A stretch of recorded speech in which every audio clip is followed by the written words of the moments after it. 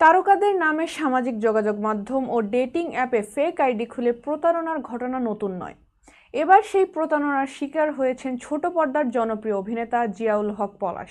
বিস্তারিত শাহিদা আহমদ জান্নাতের ডেস্ক রিপোর্টে।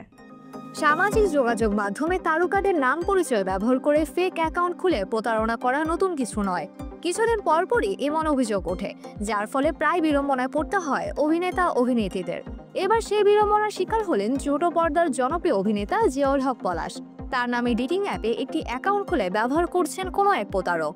বিষয়টি নিয়ে প্রথমে সতর্ক করেন বুশরা নামের এক তরুণী।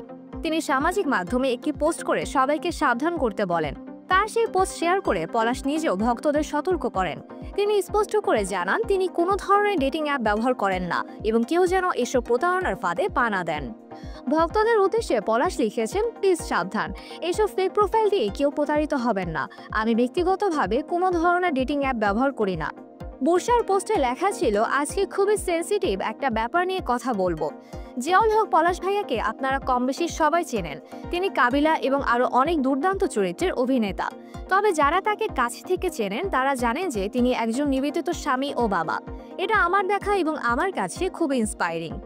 এরপর প্রতারণার ঘটনাটি উল্লেখ করে তিনি লেখেন, সম্প্রতি জেনারেশনের জনপ্রিয় একটি ডেটিং অ্যাপ বাম্বেলে পলাশ ভাইয়ার নামে একটি ভেরিফাইড প্রোফাইল দেখি।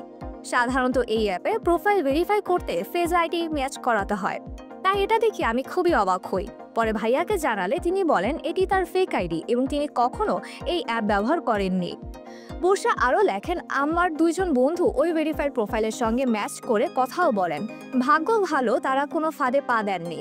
তবে যারা এই অ্যাপ ব্যবহার করছেন তাদের অনুরোধ করব, কেবল ভেরিফাইড দেখে কাউকে বিশ্বাস করবেন না। ব্যক্তিগত তথ্য বা ছবি শেয়ার করার আগে সাবধান থাকুন না।